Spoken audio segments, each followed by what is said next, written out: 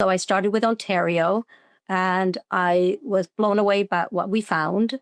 And it was way more than I expected. The voices of healthcare workers who replied to our invitation to complete a very lengthy survey, by the way. So you have to really be very involved in the issue to really want to spend that time, right? I myself, I get requests for participating in surveys all the time, and I can't bother, right? I'm just too busy. Well, these people took time off their daily lives that weren't easy to begin with. So when Ontario went so well, I thought, why not BC? And when BC went so well, then I thought, why not Alberta? I have not published on Alberta yet because we are in the course of processing the data. So methodologically, the methods were varied. It involved, the beginning was a critical policy analysis. That was the one without the voices of workers themselves.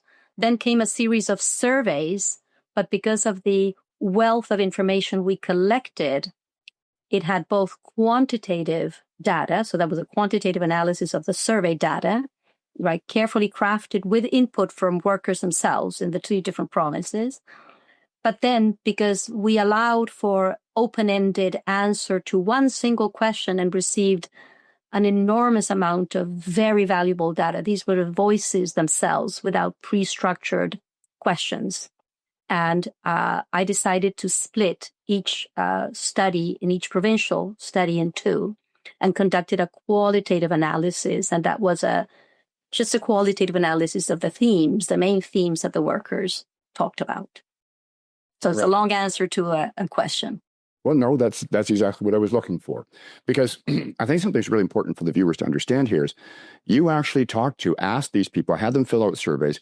And this is something that the healthcare authorities, so to speak, didn't do.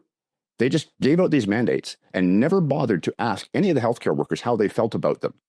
So it's quite possible that... Right. Well, if I may kind of qualify this, I think they asked, or at least they valorized, or they valued the voices of those who supported policy to begin with. So you have the policy, and then you go out and look for the data that supports the policy.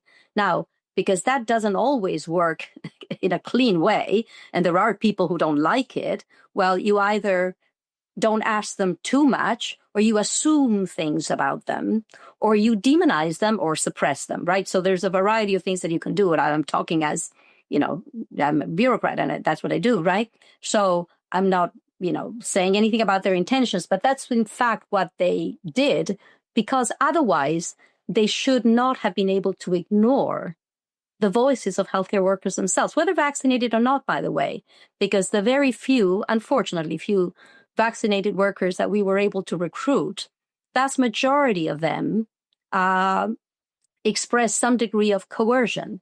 So it's like you're stopped in the street by a burglar and he's, gun against your head, your wallet or your life. Well, here you have my wallet, right? So here I'll do what you tell me because I can't afford to lose my job and my professional identity and all the things that come along with it.